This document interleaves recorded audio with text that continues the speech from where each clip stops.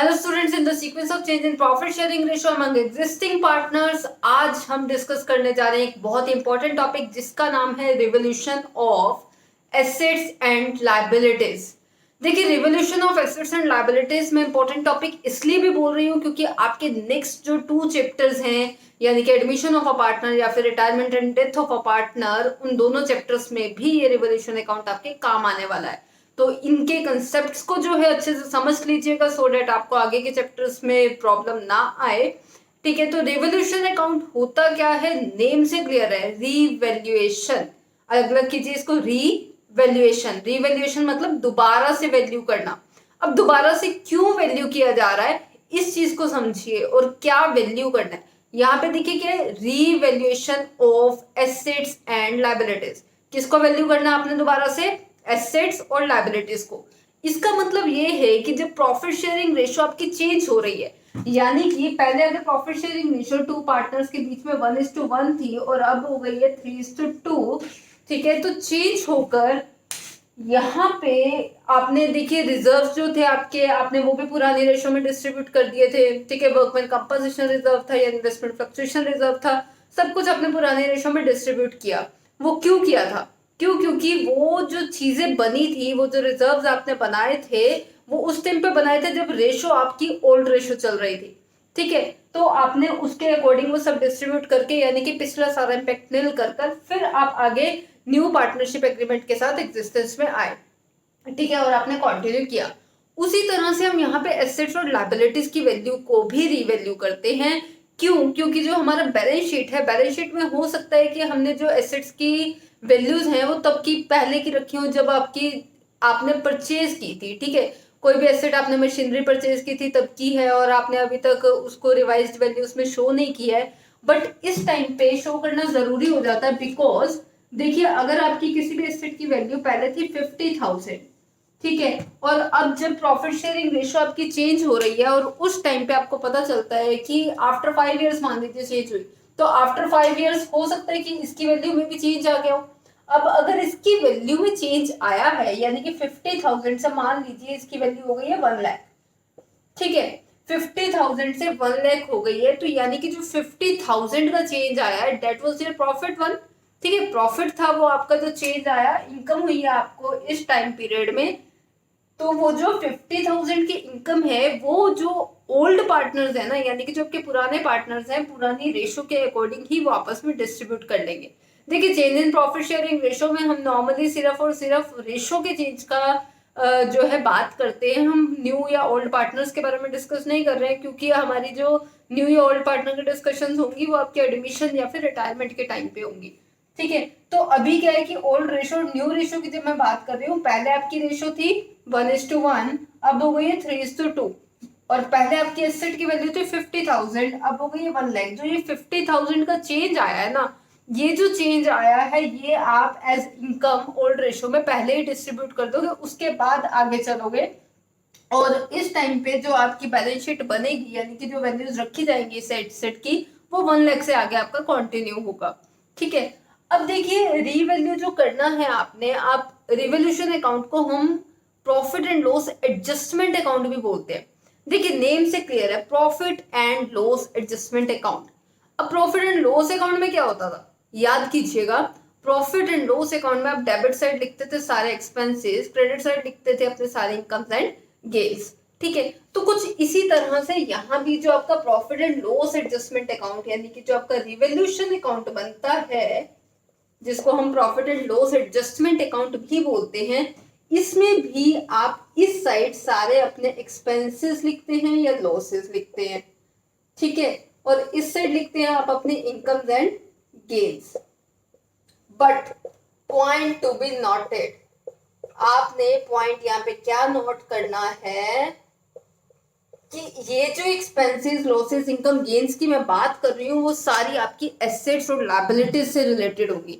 यानी कि जब आपकी बिजनेस फर्म स्टार्ट हुई थी या फिर जब आपकी रेशो 1:1 थी और जब वो 3:2 हो गई, तो उसके बीच के टेन्योर में जो आपकी एसेट्स और लायबिलिटीज की वैल्यू में चेंजेस आए हैं, वो आप यहाँ पे रिकॉर्ड करते हो।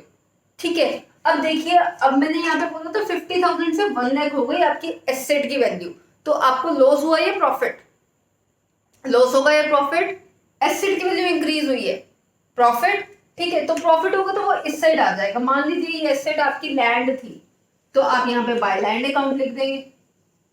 ठीक है, और कितना आ जाएगा? 50,000 आ जाएगा। क्यों? क्योंकि जो प्रॉफिट हुआ है यानी कि जो आपका इंक्रीज हुआ है वो 50,000 से हुआ है। अब ऐसे ही मैं अगर बोलूं कि आपके पास जो लायबिलिटी थी पहले वो 1 लाख थी, जब आपने रिवाइज की तो ये लिखा आया कि जो लायबिलिटी है वो कम हो गई है और वो सिर्फ और सिर्फ 60,000 रह गई है इस टाइम पे। ठीक है, अब 1 लाख से 60,000 रह गई है लायबिलिटी। लायबिलिटी क्या हुई है आपकी? कम। अब जब लायबिलिटी आपकी कम हो रही है तो इन दैट केस कितनी कम हो रही है? 40,000। अब जो वो 40,000 कम हो रही है वो आपका प्रॉफिट है यानी कि इनकम है या फिर लॉसेज है? लायबिलिटी यानी कि आपके खर्चे कम हो रहे हैं। खर्चे कम होंगे तो क्या होगा? वो आपकी किस साइड जाएगा? इनकम वाली साइड। यानी कि ये वाली लायबिलिटी भी जो आपकी मान लीजिए लोन है वो भी आपकी यहाँ पे 40,000 आ जाएगी। अब अगर मैं यहाँ पे बोलूं कि जो आपका एसेट है 1 लाख के एसेट थे, अब उसकी वैल्यू सिर्फ और सिर्फ 20,000 रह गई है। ठीक है, आपका एक एसेट 1 लाख का था, मान लीजिए मशीनरी थी, और आफ्टर 5 ईयर्स उसकी वैल्यू सिर्फ 20,000 रह गई है। तो अब आप यहाँ पे सोच के देखिए कि आपको लॉस हो रहा है या profit? It will be a loss. ठीक है, तो जो ये लॉस कितना हो रहा है आपको ये चेकआउट करना है। बच्चे ये कंफ्यूज हो जाते हैं कि ये 1 लाख वाली टर्म भी दी हुई है क्वेश्चन में, 20,000 वाली भी दी हुई है, इसका डिफरेंस जो है वो 80,000 है, डालना क्या है? ठीक है, यहाँ पे जो फॉर्मेट है उसमें क्या आएगा? उसमें आपका वो आएगा जो आपका लॉस हुआ है। कितना लॉस हुआ है? 1 लाख से 20 रह गए, 20 तो अभी वैल्यू है ना, तो लॉस कितना हो गया? 80,000। तो यहाँ पे कितना आ जाएगा? 80,000 टू मशीनरी 80,000। ठीक है, कुछ इस तरह से आपने इसका ट्रीटमेंट करना है। रिवोल्यूशन अकाउंट हमारा नॉमिनल अकाउंट है, और नॉमिनल अकाउंट का आपको रूल अगर याद हो तो debit all expenses and losses and credit all incomes and gains. ठीक है, तो यहाँ पे भी हम वही कर रहे हैं कि कॉमन सेंस अपनी यूज करनी है। सिर्फ इतना ध्यान रखिएगा कि जो भी लॉसेस होंगे यानी कि आपके एसेट के डिक्रीज होने से आपको लॉस हो रहा है, अगर लायबिलिटी आपकी इंक्रीज होती तो आपको लॉस होता। ठीक है, और वाइस वर्सा, मतलब इसके अपोजिट हो जाएगा। आपको अगर आपकी एसेट की वैल्यू इंक्रीज हो रही है तो प्रॉफिट है वो इस साइड आ जाएगी, लायबिलिटी कम हो रही है तो भी प्रॉफिट है वो इस साइड आ जाएगा। तो इस तरह से आपने रिवोल्यूशन अकाउंट की ट्रीटमेंट जो है करनी है। अभी मैं आपको कुछ वर्ड्स बता देती हूँ जिससे आप आइडेंटिफाई कर पाएंगे कि आपने उसको किस तरह से लिखना है। कई बार यहाँ पे बच्चों को ये brought down to, return down to, return up, इस तरह के जो वर्ड्स दिए होते हैं मे भी टेक्निकल वर्ड्स हैं और आप लोग शायद इसको फर्स्ट टाइम पढ़ें, तो उसके बारे में भी मैं बता देती हूँ कि आप लोगों को कोई कंफ्यूजन ना रहे। और अगर किसी और वर्ड का भी ऐसा कुछ रहता है तो आप मुझे कंसेप्ट जो कमेंट्स है उसमें लिख दीजिएगा। अभी रिवोल्यूशन अकाउंट मैं ये मान के चल रही हूँ कि आपको थोड़ा सा जो बेसिक कंसेप्ट है रिवल का समझ में आ गया होगा कि आपको करना क्या है। अब देखिए, जो ये profit and loss adjustment account की मैं बात कर रही हूँ, तो यहां से सारी एडजस्टमेंट्स करने के बाद आपके पास जो प्रॉफिट या लॉस निकलेगा, ठीक है, वो पार्टनर्स के कैपिटल अकाउंट में ट्रांसफर कर दिया जाता है। तो यहाँ पे हम लिख देते हैं टू पार्टनर्स कैपिटल अकाउंट, यानी कि जो प्रॉफिट होगा to profit transfer to partners capital account. और अगर दो पार्टनर्स हैं तो ये ध्यान रखिएगा ये जाएगा ओल्ड रेशो में। ठीक है, क्यों? क्योंकि हम रेशो चेंज होने से पहले का ये काम कर रहे हैं सारा, कि जितने भी चेंजेस आए हैं रेशो चेंज होने तक वो सारे के सारे चेंजेस, उसकी वजह से पड़ने वाले इम्पैक्ट हम सब खत्म करके फिर आगे चलेंगे। तो इसलिए जो आपका प्रॉफिट या फिर लॉस होगा वो किस रेशो में डिवाइड होगा? ओल्ड रेशो में। ठीक है, ये चीज ध्यान में रखिएगा आप लोग। उसके बाद अगर यहाँ पे आपके पास लॉस आ जाता है तो यहाँ पे आ जाएगा by loss transfer to partners capital account, और वो भी आपका ओल्ड रेशो में ही डिस्ट्रीब्यूट होगा। ये चीज ध्यान रखिएगा। अब हम कुछ कर लेते, कुछ ऐसे सेंटेंसेस। देखिए, आपके पास क्वेश्चन में दिया क्या होगा ये ध्यान रखिए। पहले तो क्वेश्चन में क्या दिया होगा? एक तो आपके पास बैलेंस शीट दी होगी, बैलेंस शीट में आपके पास वैल्यूज दी होंगी डिफरेंट एसेट्स और डिफरेंट लायबिलिटीज की। एज यू ऑल नो कि बैलेंस शीट क्या होती है, आई डोंट थिंक सो मुझे वो डिस्क्राइब करने की रिक्वायरमेंट है। उसके बाद नीचे आपके पास एडजस्टमेंट में कुछ ट्रांजेक्शन्स दी होंगी, कुछ स्टेटमेंट्स दी होंगी। देखिए, वो कुछ स्टेटमेंट्स इस तरह से होंगे कि एसेट की वैल्यू इतनी हो गई है, या एसेट की वैल्यू इतनी बढ़ गई है, या फिर लायबिलिटीज इतनी कम हो गई हैं। ठीक है, तो इस तरह की आपको स्टेटमेंट्स दी होंगी। तो कुछ स्टेटमेंट्स हम लोग देख लेते हैं कि कैसी कैसी होंगी और उसका इम्पैक्ट आपके रिवॉल्यूशन अकाउंट पे आपने किस तरह से डालना है। ठीक है, तो चलते हैं उन स्टेटमेंट्स की ओर।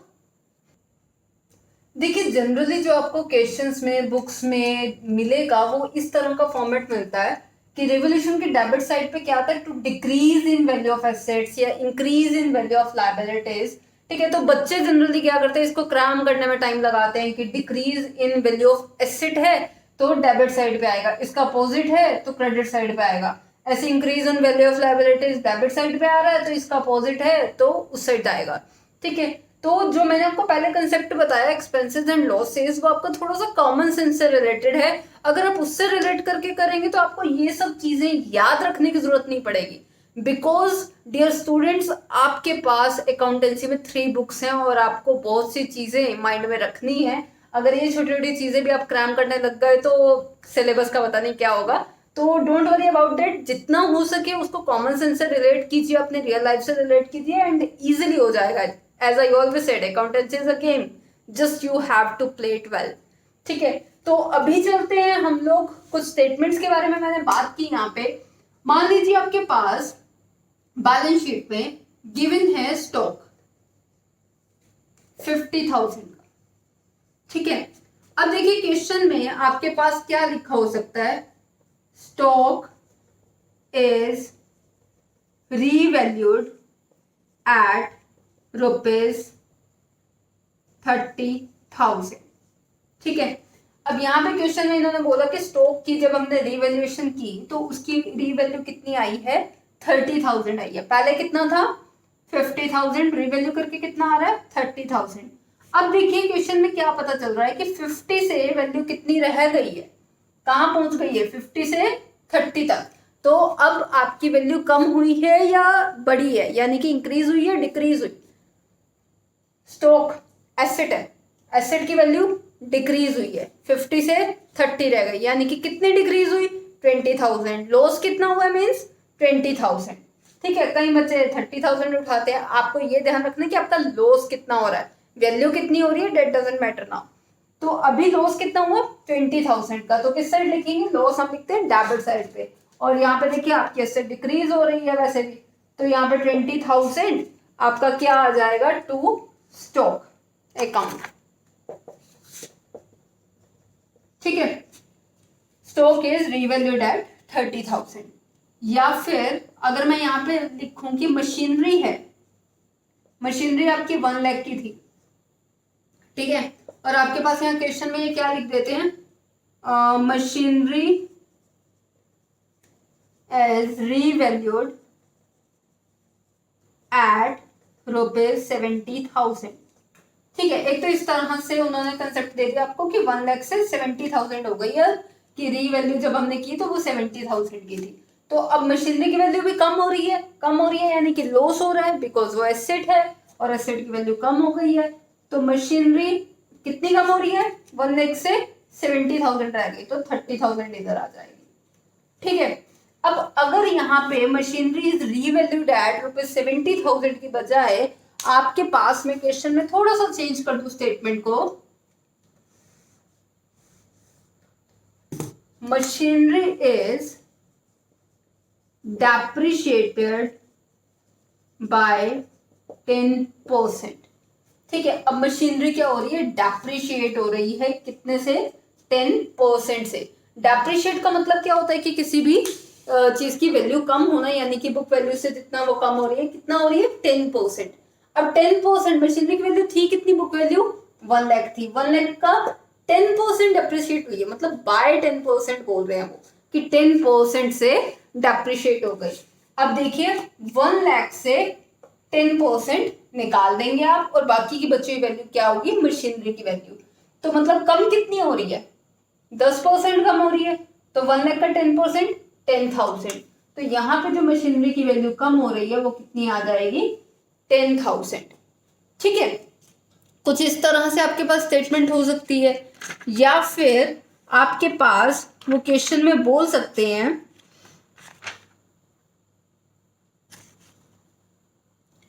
यहाँ पे मशीनरी डेप्रिशिएटेड बाय था, अब value of machinery return down to 40,000।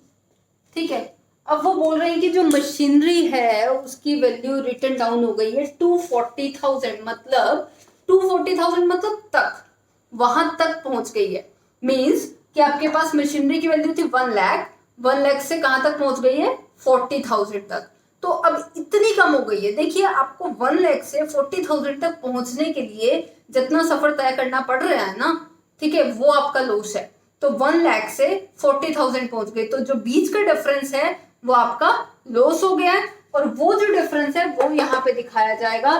तो 1 लाख से 40,000 आपकी रह गई है, तो अभी कितनी है यहाँ पे 60,000 का आपको लॉस हो गया है। आप इस तरह से लिख देंगे, ठीक है। तो कुछ इस तरह के स्टेटमेंट हैं। उसके बाद हम लोग चलते हैं, मान लीजिए आपके पास यहाँ पे बिल्डिंग है, बिल्डिंग इन्होंने बोला कि आपके पास 60,000 की बिल्डिंग थी, और क्वेश्चन में आपके पास नीचे एडजस्टमेंट में उन्होंने दे दिया है कि बिल्डिंग इज एप्रिशिएटेड बाय 10%। अब देखिए डेप्रिशिएटेड का अपोजिट वर्ड है एप्रिशिएटेड, यानी कि जो बिल्डिंग है उसकी वैल्यू वो बोल रहे हैं कि 10% से बढ़ गई है।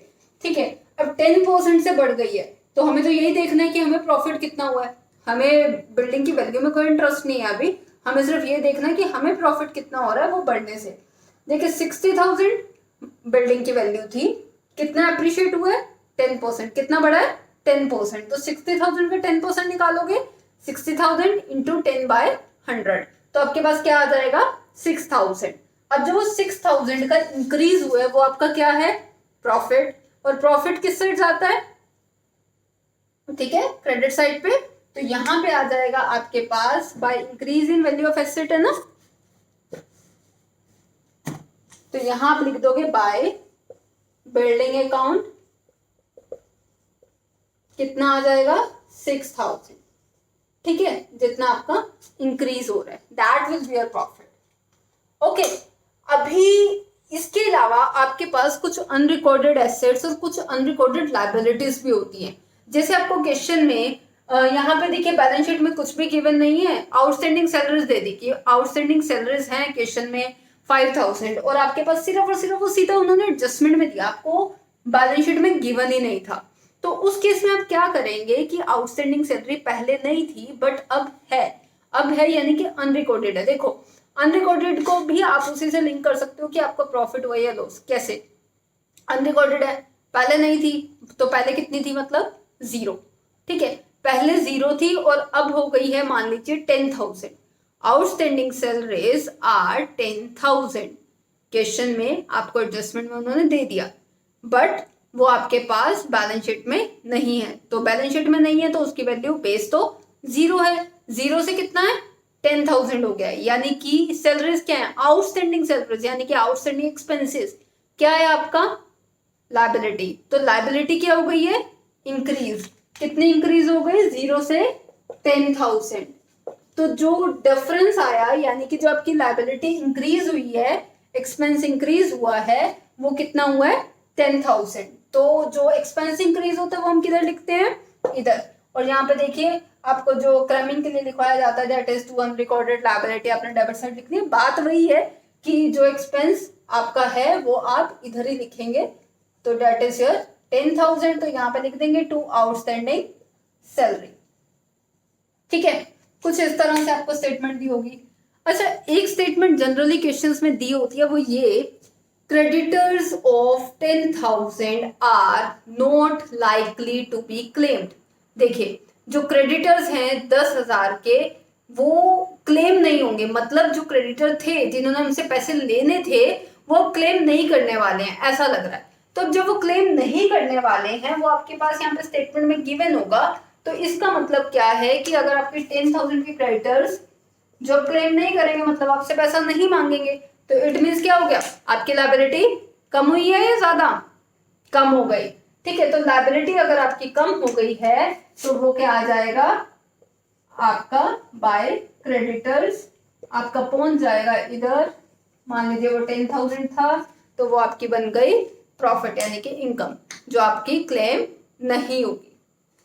ठीक है, तो अभी इसके बेसिस पे मैं आप लोगों को कुछ स्टेटमेंट्स देती हूँ, आप लोग कमेंट्स में लिखकर बताइएगा कि उसके आंसर्स क्या रहेंगे। लेट मी सी आप लोगों को कितना समझ में आया। अगर कोई भी प्रॉब्लम या कोई भी सजेशंस हैं, यू आर मोस्ट वेलकम। ठीक है, तो अभी मैं कुछ स्टेटमेंट्स आप लोगों को बताती हूँ। So students, you can take this question as your test. मैंने कुछ ज्यादा नहीं दिया आप लोगों को, सिर्फ और सिर्फ आपको रिवोल्यूशन अकाउंट में ये जो आइटम्स हैं वो सिर्फ पुट करनी है आपको, कुछ उससे कंक्लूजन नहीं निकालना, अभी प्रॉफिट लॉसेस नहीं निकालने हैं। मैंने सिर्फ आपको बेसिक कंसेप्ट बताया है कि आप रिवोल्यूशन अकाउंट में क्या चीज़ कैसे कैलकुलेट करके कितना अमाउंट और किधर डालते हो। ठीक है, तो आपके पास देखिए कुछ क्वेश्चन इस तरह से दिया होगा, आपके पास बैलेंस शीट की वैल्यूज दी होंगी, हालांकि मैंने सारी नहीं लिखी है, मैंने सिर्फ वही लिखी है जो आपके बेसिक कंसेप्ट से अभी रिलेटेड है। ठीक है, तो ये कुछ आपके पास वैल्यूज दी हुई हैं, इनके अमाउंट्स दिए हुए हैं, और आपके पास क्वेश्चन में स्टेटमेंट जो एडजस्टमेंट्स दी हुई हैं आपको करने के लिए वो ये है कि 3500 आर आउटस्टैंडिंग फॉर सैलरीज। ठीक है, 3500 आउटस्टैंडिंग है सैलरीज के लिए। आप इसको रेवोल्यूशन की किस साइड डालेंगे और कितना अमाउंट डालेंगे ये आप मुझे कमेंट में नीचे लिखकर बताएंगे एज सुन एज पॉसिबल। उसके बाद सेकंड पॉइंट है आपके पास stock to be valued at ₹1,10,000। जो स्टॉक की इस टाइम पे वैल्यू है यानी कि रीवैल्यू जब किया गया वो 1,10,000 था। तो आप कंपेयर कीजिए पहले कितना था अब कितना है, तो आपके रिवोल्यूशन अकाउंट में कितना अमाउंट और किस तरफ जाएगा जल्दी से कमेंट्स में लिखिए। उसके बाद नेक्स्ट आता है आपके पास machine is to be depreciated by 10%। Machine को डेप्रिशिएट करना है 10% से। तो अभी मैं आप लोगों की तरफ से आंसर एक्सपेक्ट कर रही हूँ कि कितना अमाउंट और किस साइड आएगा, तो इसको भी जल्दी से आप कमेंट्स में लिखकर मुझे बताइएगा। Building is to be appreciated by 20%। Building को आप अप्रिशिएट कर रहे हो 20% से। अप्रिशिएट यानी कि वैल्यू इंक्रीज होना, तो पहले कितनी थी अब कितनी इंक्रीज हो रही है, और रिवोल्यूशन में किस साइड कितना अमाउंट आएगा ये अब आप लोग मुझे बताने वाले हैं। नेक्स्ट पॉइंट हम लोगों ने ये लास्ट भी डिस्कस किया है अभी, liability of 2500 included in sundry creditors not likely to be claimed, यानी कि अब क्लेम नहीं करने वाला है। तो अब आप लोगों को बताना है कि ये रिवोल्यूशन में किस साइड और कितना अमाउंट आने वाला है। ठीक है, तो ये हमारे हैं बेसिक कंसेप्ट्स। अगर और भी किसी टाइप की स्टेटमेंट में या किसी भी कंसेप्ट में आपको प्रॉब्लम आ रही है आप लोग कमेंट्स में पूछ सकते हैं और आपको इंस्टेंट रिप्लाई जरूर मिलेंगे। तो तब तक के लिए देखते रहिए। All the very best, thank you.